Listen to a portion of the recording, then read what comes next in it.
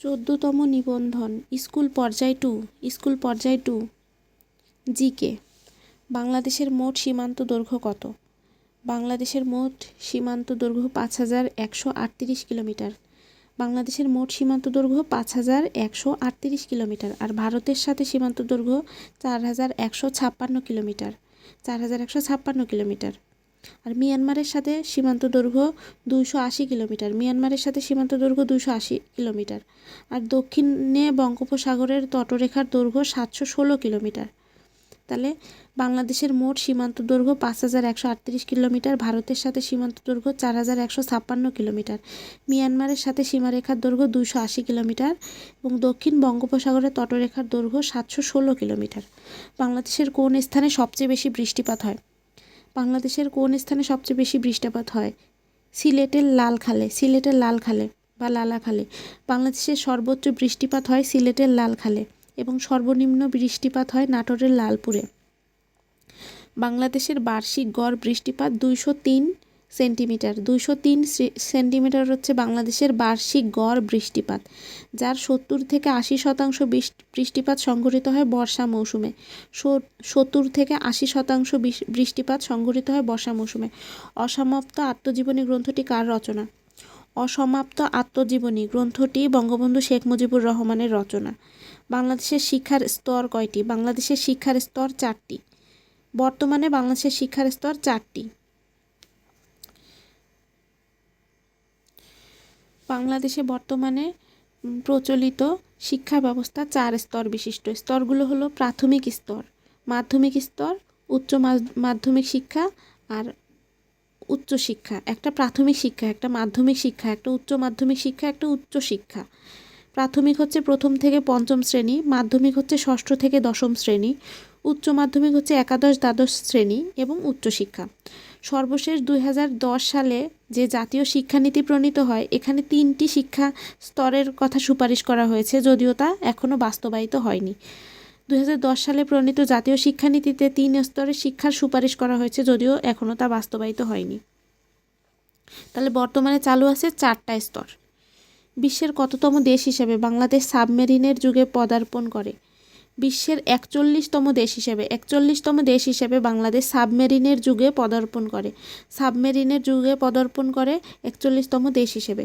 2017 সালের 12ই মার্চ বিশ্বের 41তম দেশ হিসেবে বাংলাদেশ সাবমেরিনের যুগে পদার্পণ করে। 2টি আধুনিক সাবমেরিন নবযাত্রা ও জয়যাত্রা এর মধ্য দিয়ে বাংলাদেশ নৌবাহিনী একটি ত্রিমাত্রিক বাহিনী হিসেবে আত্মপ্রকাশ করে। তাহলে সাবমেরিন দুইটার নাম কি? নবযাত্রা ও জয়যাত্রা। তাহলে নবযাত্রা ও জয়যাত্রা কি? সাবমেরিন। সূর্যকিরণ থেকে কোন ভিটামিন পাওয়া যায়? সূর্যকিরণ থেকে ভিটামিন ডি পাওয়া যায়। মানবদেহের জন্য প্রয়োজনীয় ভিটামিন ডি 70 থেকে 80 ভাগ পাওয়া যায় সূর্যকিরণ থেকে। 70 থেকে 80 ভাগ পাওয়া যায় সূর্যকিরণ থেকে। এছাড়াও দুধ, ডিম, কলিজা, মাছ, মাশরুম প্রভৃতিতে ভিটামিন ডি পাওয়া যায়। দুধ, ডিম, কলিজা, মাছ, মাশরুম প্রভৃতিতে ভিটামিন ডি পাওয়া যায়। ভিটামিন ডি এর অভাবে শিশুদের রিকেটস এবং বয়স্কদের অস্টিওসেলাসিয়া রোগ হয়। শিশুদের রিকেটস রোগ হয় কি? ভিটামিন ডি এর অভাবে।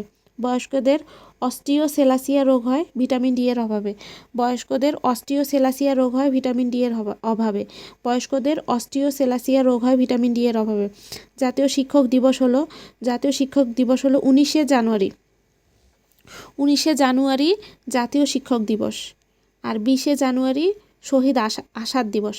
20শে জানুয়ারি শহীদ আসাদ দিবস আর জাতীয় শিক্ষক দিবস হচ্ছে 19শে জানুয়ারি। জাতীয় শিক্ষক দিবস 19শে জানুয়ারি। তাহলে বিশ্ব শিক্ষক দিবস কবে? 5 অক্টোবর। বিশ্ব শিক্ষক দিবস 5 অক্টোবর। বাংলাদেশের মুক্তিযুদ্ধের সময় প্রথম কোন জেলা শত্রুমুক্ত হয়? বাংলাদেশের মুক্তিযুদ্ধের সময় প্রথম যশোর জেলা শত্রুমুক্ত হয়। বাংলাদেশের মুক্তিযুদ্ধের সময় প্রথম কোন জেলা শত্রুমুক্ত হয়? যশোর জেলা। 6 ডিসেম্বর শত্রুমুক্ত হয়। 1971 সালে 6 ডিসেম্বর যশোর শত্রুমুক্ত হয়।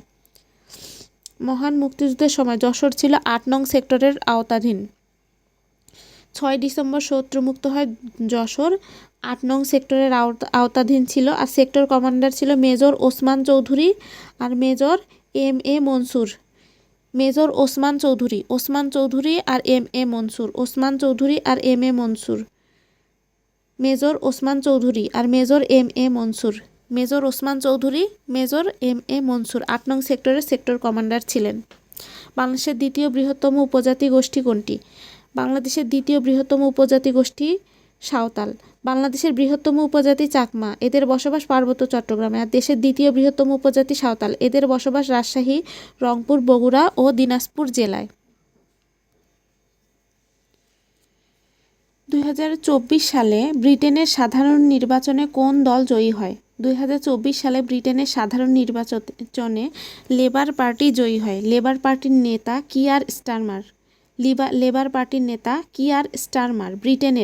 ব্রিটেন লেবার পার্টির নেতা কিয়ার স্টারমার 412টি আসন পায়। আর অপরাজিত দল মানে বিজয়ী হতে পারে না, পরাজিত দল হচ্ছে কনজারভেটিভ পার্টি। কনজারভেটিভ পার্টি হচ্ছে পরাজিত দল। নেতা ছিলেন ঋষি সুনাক, তিনি 121টি আসন পায়। কনজারভেটিভ পার্টি 121টি আসন পায়। আর লেবার পার্টি 412টি আসন পায়। লেবার পার্টির নেতা কিয়ার স্টারমার। যখন প্রশ্নটা এসেছিল তখন এটার উত্তর আলাদা ছিল, এটা আপডেট উত্তর। বৌদ্ধ সভ্যতার তীর্থস্থান তক্ষশিলা কোথায় অবস্থিত? তক্ষশিলা পাকিস্তানের পাঞ্জাব প্রদেশের রাওয়ালপিন্ডি জেলায় অবস্থিত। পাকিস্তানের পাঞ্জাব প্রদেশের রাওয়ালপিন্ডি জেলায় অবস্থিত গুরুত্বপূর্ণ প্রত্নতাত্ত্বিক স্থান। পাকিস্তানের পাঞ্জাব প্রদেশের রাওয়ালপিন্ডি জেলায় গুরুত্বপূর্ণ প্রত্নতাত্ত্বিক স্থান। 1980 সালে তক্ষশিলাকে ইউনেস্কো ঐতিহ্যবাহী স্থান হিসেবে ঘোষণা করে। 1980 সালে তক্ষশিলাকে ইউনেস্কো ঐতিহ্যবাহী স্থান হিসেবে ঘোষণা করে 1980 সালে। অর্থশাস্ত্র গ্রন্থটি কার রচনা? অর্থশাস্ত্র গ্রন্থটি কৌটিল্যের। এটা সংস্কৃত ভাষায় রচিত। তিনি ছিলেন সম্রাট চন্দ্রগুপ্ত মৌর্যের প্রধানমন্ত্রী। প্রাচীন অর্থশাস্ত্রবিদ কৌটিল্য। কৌটিল্যের আর একটা নাম চাণক্য।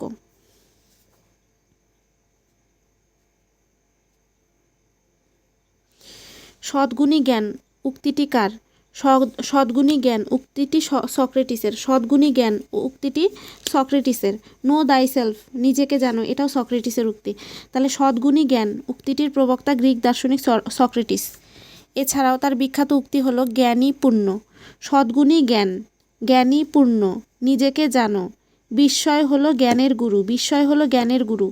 টাকার বিনিময়ে শিক্ষা অর্জনের চেয়ে অশিক্ষিত থাকা ভালো। টাকার বিনিময়ে শিক্ষা অর্জনের চেয়ে অশিক্ষিত থাকা ভালো। মৃত্যুই হলো মানুষের সর্বাপেক্ষা বড় আশীর্বাদ। মৃত্যুই হলো মানুষের সর্বাপেক্ষা বড় আশীর্বাদ। এগুলো সদ্গুণী জ্ঞান, নিজেকে জানো, জ্ঞানী পূর্ণ, বিস্ময় হলো জ্ঞানের গুরু, টাকার বিনিময়ে শিক্ষা অর্জনের চেয়ে অশিক্ষিত থাকা ভালো, মৃত্যুই হলো মানুষের সর্বাপেক্ষা বড় আশীর্বাদ। এগুলো সক্রেটিস বলেছেন, সক্রেটিসের উক্তি। যুক্তফ্রন্টের 21 দফার প্রথম দফাটি কী ছিল? বাংলাকে অন্যতম রাষ্ট্রভাষা হিসেবে প্রতিষ্ঠা করা। 1954 সালের পূর্ব বাংলার প্রাদেশিক নির্বাচনে যুক্তফ্রন্টের 21 দফার প্রথম দফা ছিল বাংলাকে অন্যতম রাষ্ট্রভাষা হিসেবে প্রতিষ্ঠিত করা। পূর্ব পাকিস্তানের প্রাদেশিক নির্বাচন অনুষ্ঠিত হয় 1954 সালের 11 মার্চ। পূর্ব পাকিস্তানের প্রাদেশিক পরিষদের নির্বাচন অনুষ্ঠিত হয় 1954 সালের 11 মার্চ। পরবর্তীতে 1956 সালে বাংলা পাকিস্তানের রাষ্ট্রভাষা হিসেবে গৃহীত হয়। পরবর্তীতে 1956 সালে বাংলা পাকিস্তানের রাষ্ট্রভাষা হিসেবে গৃহীত হয়। 1954 সালের 11 মার্চ পূর্ব পাকিস্তানের প্রাদেশিক পরিষদের নির্বাচন অনুষ্ঠিত হয়। পরবর্তীতে 1956 সালে বাংলা পাকিস্তানের রাষ্ট্রভাষা হিসেবে গৃহীত হয়। পাকিস্তানের রাষ্ট্রভাষা হিসেবে বাংলা গৃহীত হয় 1956 সালে। এডিস মশা নিচের কোন রোগটির বাহক? এডিস মশা হচ্ছে চিকুনগুনিয়ার বাহক। এডিস মশা হচ্ছে চিকুনগুনিয়ার বাহক। চিকুনগুনিয়া জ্বর হলো চিকুনগুনিয়া ভাইরাস CHIKV দ্বারা সৃষ্ট একটি সংক্রমণ। ডেঙ্গুর বাহক এডিস মশা চিকুনগুনিয়া জ্বরের ভাইরাসও বহন করে। মশা কামড়ানোর 3 থেকে 7 দিনের ভিতর চিকুনগুনিয়া জ্বরের আক্রমণ হয়। 1952 সালে তানজানিয়ায় প্রথম চিকুনগুনিয়া ভাইরাস ধরা পড়ে। তাহলে চিকুনগুনিয়া ভাইরাস প্রথম ধরা পড়ে 1952 সালে তানজানিয়ায়। 1952 সালে তানজানিয়ায়। কত সালে মার্কিন যুক্তরাষ্ট্রের নারীরা ভোটাধিকার লাভ করে? 1920 সালে মার্কিন যুক্তরাষ্ট্রের নারীরা ভোটাধিকার লাভ করে। মার্কিন যুক্তরাষ্ট্র ভোটাধিকার প্রদান করে 1920 সালে। কানাডা 1917 সালে এবং যুক্তরাজ্য 1918 সালে। কানাডা 17, যুক্তরাজ্য 18 এবং মার্কিন যুক্তরাষ্ট্র 1920। আন্তর্জাতিক নারী দিবস কবে পালিত হয়? আন্তর্জাতিক নারী দিবস পালিত হয় 8 মার্চ। জাতিসংঘ 1975 সালে আন্তর্জাতিক নারী বর্ষে 8 মার্চকে আন্তর্জাতিক নারী দিবস হিসেবে পালন করা শুরু করে। জাতিসংঘ 1977 সালে দিনটিকে আনুষ্ঠানিকভাবে আন্তর্জাতিক নারী দিবস হিসেবে স্বীকৃতি দেয়।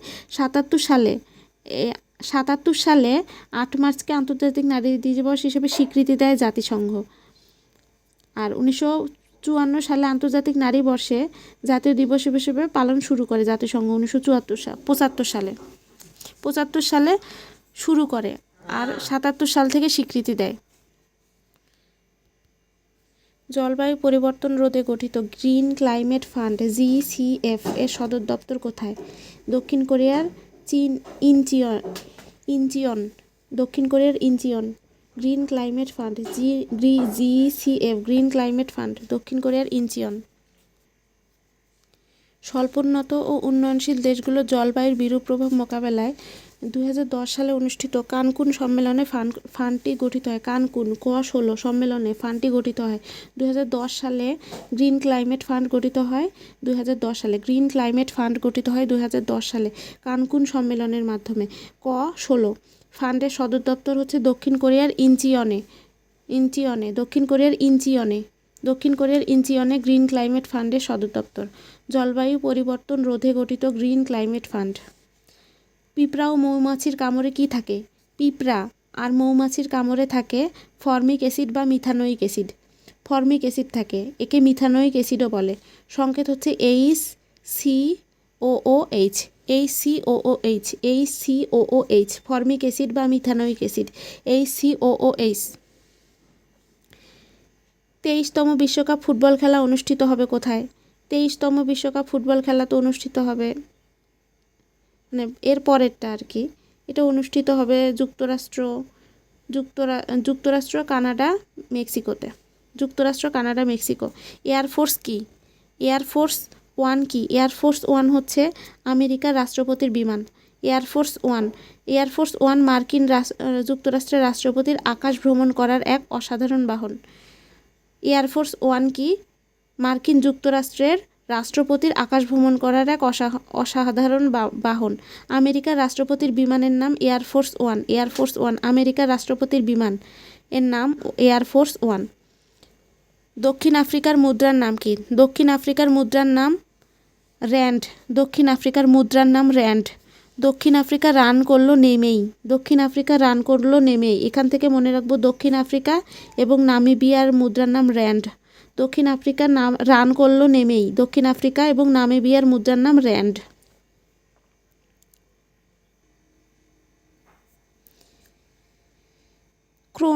ক্রোনা কোন দেশের মুদ্রা?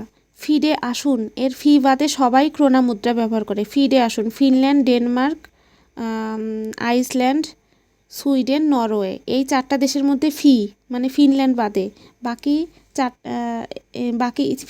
বাকি 4টা দেশ সবাই ক্রোনা ব্যবহার করে। আর 1 জানুয়ারি 2026 সাল থেকে বুলগেরিয়ার জাতীয় মুদ্রা ইউরো। 1 জানুয়ারি 2026 সাল থেকে বুলগেরিয়ার জাতীয় মুদ্রা ইউরো।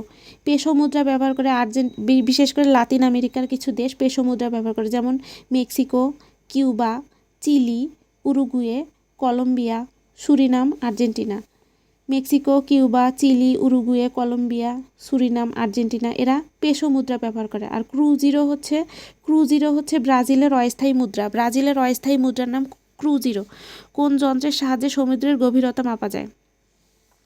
সমুদ্রের গভীরতা মাপার যন্ত্রের নাম হচ্ছে ফ্যাদোমিটার। সমুদ্রের গভীরে অনেক ফাঁদ, এখান থেকে মনে রাখবো সমুদ্রের গভীরতা পরিমাপক যন্ত্রের নাম ফ্যাদোমিটার। স্ফিগমোম্যানোমিটার হচ্ছে রক্তচাপ মাপার যন্ত্র। থার্মোমিটার হচ্ছে তাপমাত্রা মাপার যন্ত্র। আর ভূমিকম্প মাপার যন্ত্র হলো সিসমোগ্রাফ।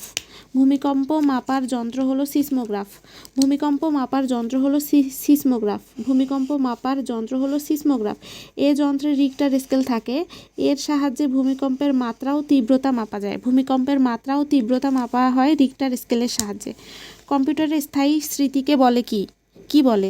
কম্পিউটারের স্থায়ী স্মৃতিকে রোম বলে। Read only memory. Read only memory. রোমে সঞ্চিত তথ্যাদি কেবল ব্যবহার করা যায়, কিন্তু কোনো রকম সংযোজন, বিয়োজন বা পরিবর্তন করা যায় না। স্থায়ী স্মৃতি রোম। তাহলে র্যাম কি? র্যাম হলো র্যান্ডম অ্যাক্সেস মেমোরি, কম্পিউটারের অস্থায়ী মেমোরি। বিদ্যুৎ প্রবাহ বন্ধ হলে র্যামে সঞ্চিত সকল ডেটা ও প্রোগ্রাম মুছে যায়, এজন্য একে অস্থায়ী মেমোরি বা ভোলাটাইল মেমোরি বলা হয়। অস্থায়ী মেমোরি বা ভোলাটাইল মেমোরি বলা হয়। জাতিসংঘের নিরাপত্তা পরিষদের স্থায়ী সদস্য সংখ্যা হলো 5টি। 1945 সালের 24শে অক্টোবর জাতিসংঘ প্রতিষ্ঠিত হয়। 1945 সালের 24শে অক্টোবর জাতিসংঘ প্রতিষ্ঠিত হয় এবং জাতিসংঘের নিরাপত্তা পরিষদের স্থায়ী সদস্য 5টি। যুক্তরাজ্য, রাশিয়া, ফ্রান্স ও চীন।